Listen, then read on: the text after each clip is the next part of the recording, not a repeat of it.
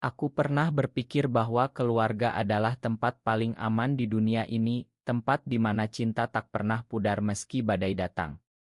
Tapi malam itu, saat ayah membentakku di depan seluruh rumah dengan kata-kata yang menusuk seperti pisau, aku sadar betapa rapuhnya segalanya. Kau bukan anakku lagi. Keluar dari rumah ini, dasar penyimpang. Teriakannya menggema di kampung kecil kami di pinggiran Yogyakarta, di mana sawah hijau membentang dan masjid kecil menjadi pusat kehidupan. Aku, Ari, baru berusia 18 tahun, berdiri gemetar di teras rumah kayu sederhana itu, tas sekolah di bahu, air mata mengalir tak terkendali. Semua bermula dari sebuah rahasia yang tak sengaja terbongkar. Aku jatuh cinta pada Rea, teman sekelas di SMA negeri dekat rumah. Rea, dengan senyumnya yang hangat dan mata yang selalu menyinari hari-hariku, adalah satu-satunya orang yang membuatku merasa hidup di tengah tekanan keluarga yang konservatif. Kami bertemu diam-diam di belakang sekolah, di tepi sungai Code yang airnya mengalir tenang. Ciuman pertama kami terjadi di sana, di bawah pohon beringin tua, saat hujan gerimis membasahi tubuh kami. Rasanya seperti mimpi penuh kehangatan yang tak pernah kurasakan sebelumnya. Tapi mimpi itu berubah menjadi mimpi buruk saat adikku yang kecil tak sengaja melihat kami dan cerita pada ibu. Malam pengusiran itu, seluruh keluarga berkumpul. Ayah, seorang petani yang taat beragama, wajahnya merah padam karena marah dan malu. Ibu menangis terseduh, tapi tak berani membela. Ini dosa besar, Ari. Kau bawa malu pada leluhur kita, katanya. Aku mencoba menjelaskan bahwa ini bukan pilihan, bahwa cinta ini datang begitu saja, tapi kata-kataku hilang dalam teriakan mereka. Akhirnya, aku diusir. Dengan hanya pakaian yang melekat di badan dan sedikit uang saku, aku berjalan keluar dari kampung itu, meninggalkan segalanya. Hujan deras mengguyur malam itu, membuat jalan tanah menjadi becek. Aku berjalan tanpa tujuan, air mata bercampur hujan.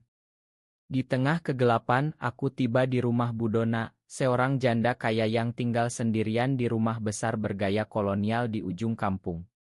Budona adalah saudara jauh ibuku, tapi kami jarang bertemu.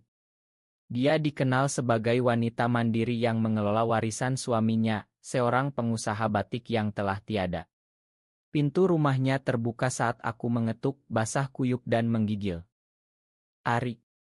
Ya Tuhan, apa yang terjadi padamu? Tanyanya lembut, matanya penuh prihatin. Aku tak bisa berbohong lagi. Di depan perapian kecil di ruang tamunya, aku ceritakan semuanya. Tentang Rea, tentang cinta yang tak diterima, tentang pengusiran. Budona mendengar tanpa menghakimi. Dia hanya memelukku saat aku menangis. Di sini kau aman, nak. Rumah ini besar, dan hatiku cukup luas untuk satu anak lagi, katanya. Malam itu, aku tidur di kamar tamu untuk pertama kalinya merasa ada orang yang benar-benar peduli tanpa syarat.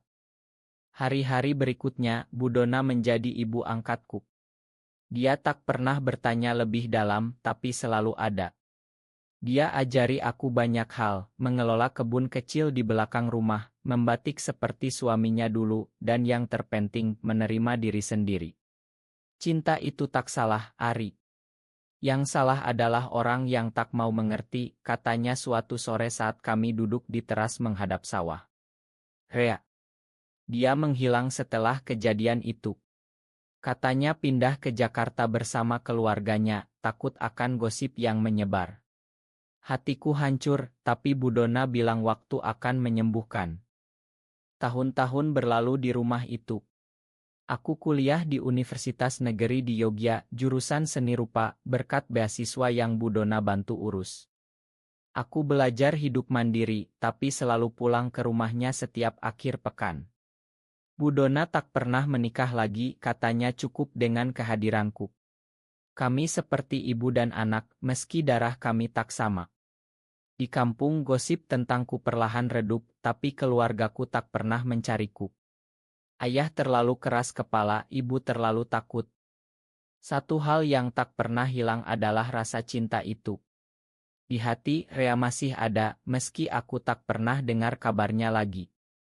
Bu Dona tahu, dia sering bilang suatu hari kau akan temukan yang baru atau yang lama akan kembali. Aku hanya tersenyum, tak percaya. Hidupku tenang sekarang, penuh kedamaian yang dulu tak kukira ada. Tapi malam-malam tertentu, saat angin malam berhembus dari sawah, aku masih ingat malam pengusiran itu dan bersyukur pada Bu Dona yang membuka pintu saat dunia menutupnya untukku. 5 tahun berlalu sejak malam hujan itu. Aku sudah lulus kuliah, bekerja sebagai desainer batik di sebuah galeri kecil di Malioboro. Hidupku stabil, meski sederhana. Bu Dona semakin tua, rambutnya mulai memutih, tapi semangatnya tak pernah pudar. Dia masih mengelola usaha batik kecil-kecilan dan aku sering bantu di akhir pekan. Rumah besar itu menjadi rumahku sepenuhnya, tempat di mana aku merasa diterima apa adanya. Suatu hari, saat aku pulang dari kerja, Bu Dona menyambutku dengan wajah ceria. Ada tamu, Ari. Dari Jakarta, katanya misterius. Hatiku berdegup kencang. Tamu? Siapa? Saat masuk ruang tamu, aku membekuk. Di sana duduk Rea, lebih dewasa sekarang, dengan jas rapi dan tas kerja di sampingnya. Matanya langsung menatapku penuh rindu yang tak terucap. Ari, bisiknya, berdiri pelan. Aku tak bisa bergerak. 5 tahun tak bertemu dan dia muncul begitu saja. Bu Dona tersenyum lalu keluar ruangan memberi kami priasi. Kami duduk berhadapan diam lama. Akhirnya Rea bicara. Aku cari kamu bertahun-tahun. Setelah keluargaku pindah, aku tak berani hubungi. Tapi aku tak pernah lupa. Ceritanya panjang. Rea kuliah di Jakarta jadi arsitek sukses sekarang. Dia tak menikah, katanya hatinya masih untukku. Aku takut dulu, Ari. Takut pada keluarga, pada masyarakat. Tapi sekarang aku siap. Kata-katanya membuat hatiku bergetar. Kami bicara sampai malam, mengenang masa lalu, ciuman di tepi sungai, mimpi-mimpi yang terputus. Malam itu, kami berpelukan lagi untuk pertama kalinya setelah bertahun-tahun. Rasanya seperti pulang ke rumah yang lama hilang. Bu Dona mengintip dari dapur, tersenyum puas. Akhirnya, gumamnya. Rea tinggal beberapa hari di rumah kami jalan-jalan ke pantai Parangtritis, duduk di pasir sambil tangan bergandengan. Cinta kami bangkit lagi, lebih kuat, lebih dewasa. Tapi kebahagiaan itu tak bertahan lama. Gosip mulai menyebar di kampung. Seseorang melihat kami dan berita sampai ke telinga ayahku. Suatu sore, ayah datang ke rumah Bu Dona, wajahnya keras. Ari masih di sini. Dengan laki-laki itu, bentaknya pada Bu Dona. Aku keluar, berdiri di depan Rea pelindung. Ayah, ini hidupku, kataku tegas. Ayah marah besar, bilang aku bawa malu lagi. Bu Dona membela, dia anak baik, Mas. Kau yang salah mengusirnya dulu.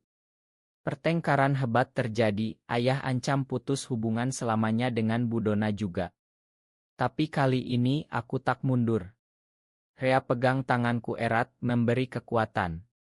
Setelah ayah pergi, kami bertiga duduk diam. Bu Dona bilang, kalian harus kuat.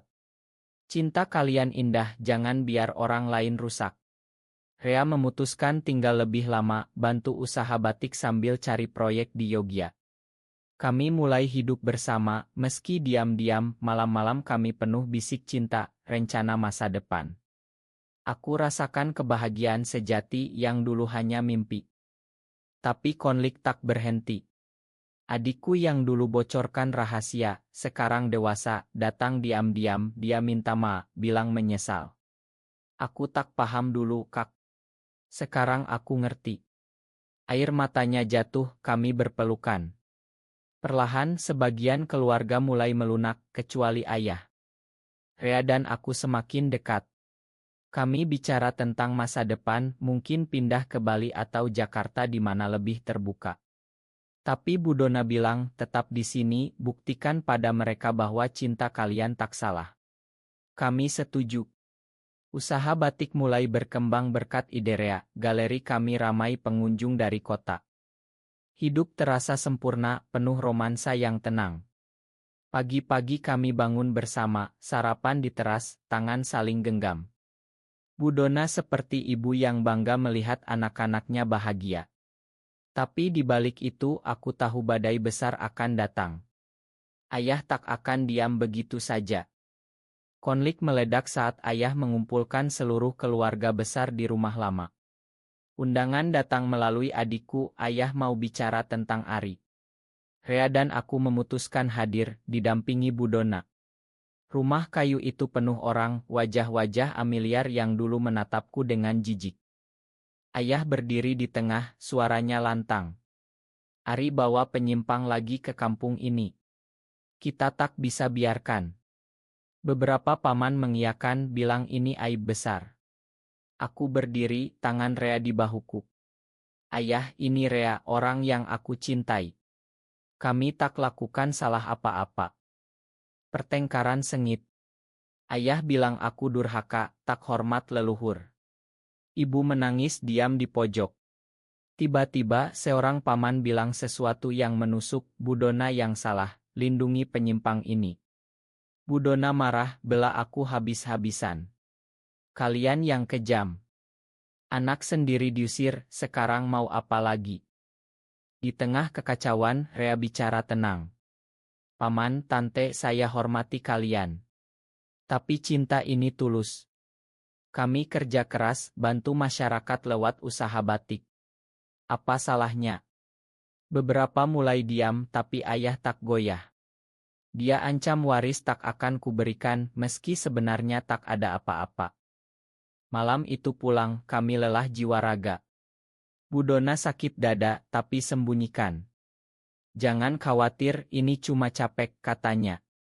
Tapi aku tahu lebih dalam. Konflik ini menyakitinya. Beberapa minggu kemudian, pengkhianatan datang dari tempat tak terduga.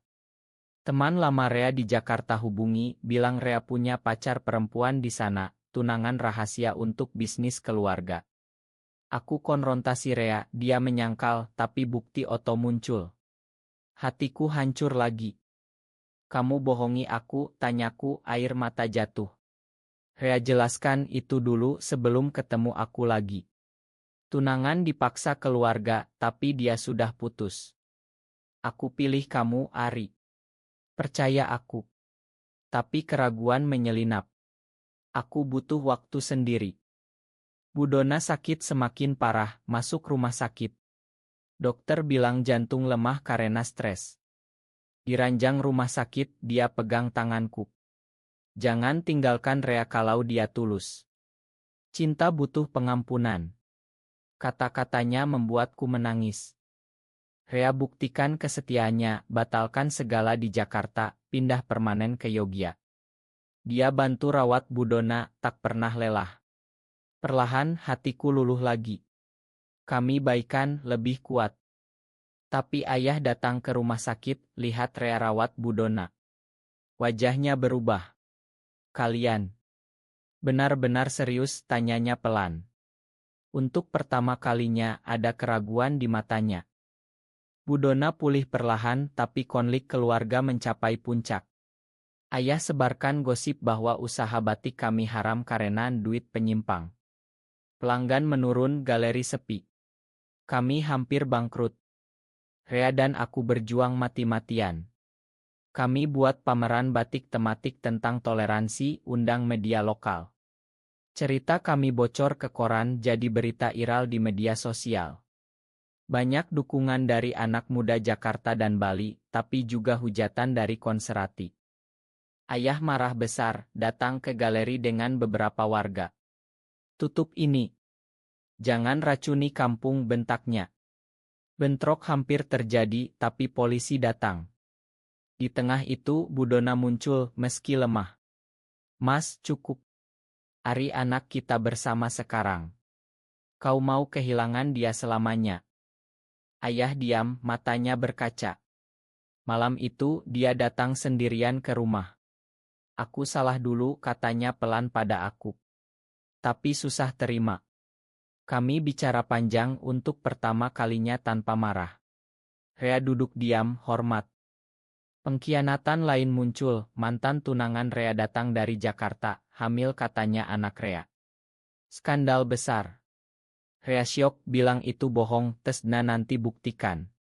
Tapi gosip menyebar, keluarga Rea tekan dia pulang. Aku merasa dikhianati lagi. Pergi saja kalau mau, kataku dingin. Rea menangis, aku tak mau kehilangan kamu lagi. Dia tolak keluarga, tetap di sini. Tesna buktikan bohong, wanita itu minta hanya cari uang. Rea semakin teguh pada aku. Budona semakin lemah, tapi bahagia lihat kami kuat. Kalian inspirasi, katanya. Pameran sukses besar, dukungan nasional datang. Beberapa organisasi bantu promosi. Ayah mulai datang diam-diam, lihat galeri ramai. Tahun berganti, usaha batik kami berkembang jadi perusahaan kecil, ekspor ke luar negeri. Rea jadi direktur, aku desainer utama. Budona pensiun tapi selalu beri nasihat. Konflik keluarga perlahan cair. Ibu sering datang peluk aku diam-diam, adikku bantu di galeri. Ayah masih keras, tapi suatu hari dia datang bawa bibit tanaman untuk kebun. Buat sawah belakang, katanya singkat. Itu pertanda damai. Rea dan aku semakin mesra, rencana nikah siri di Bali, meski tak resmi. Kami bahagia, penuh cinta yang matang. Tapi badai terakhir, Budona sakit parah lagi, kanker. Dokter bilang tak lama. Kami rawat habis-habisan, Rea tak pernah lepas tangan. Di ranjang Budona cerita masa lalu. Aku dulu juga pernah cinta terlarang dengan suamiku yang beda agama. Keluarga tolak, tapi aku tetap. Rahasia itu membuat kami nangis. Aku bangga pada kalian, katanya lemah. Hidupkan cinta ini buat dunia lebih baik. Budona tiada damai dikelilingi kami. Pemakaman ramai, seluruh kampung datang hormat. Ayah peluk aku pertama kalinya setelah bertahun-tahun. Setelah itu ayah minta resmi. Aku bodoh dulu. Sekarang aku paham. Keluarga bersatu lagi meski lambat. Rea dan aku lanjutkan usaha, tambah yayasan untuk anak terlantar, nama Budona. 10 tahun setelah pengusiran itu aku kembali ke rumah lama bersama Rea. Ayah sambut di teras, senyum tipis. Pulang, nak. Kami makan bersama, cerita panjang. Ayah bangga lihat kesuksesan kami. Kampung berubah, lebih terbuka berkat cerita kami yang jadi inspirasi. Banyak anak muda cerita pada kami, minta nasihat. Rea dan aku hidup bahagia, tangan selalu bergandeng. Cinta kami yang dulu terlarang, sekarang jadi teladan toleransi. Di makam Budona, kami sering datang bawa bunga. Terima kasih, Bu. Kau selamatkan aku dan beri cinta sejati, bisikku. Hidup tak sempurna, tapi penuh makna. Pengusiran dulu jadi berkah, bawa aku pada keluarga baru, cinta abadi. Aku pernah berpikir keluarga tak akan terima lagi. Tapi hari ini, saat ayah peluk kami berdua, aku tahu, cinta menang, pengampunan nyata. Kami lanjut hidup, sebarkan kasih, seperti Budona ajarkan. Di tanah Indonesia ini, meski sulit, harapan selalu ada untuk yang berbeda.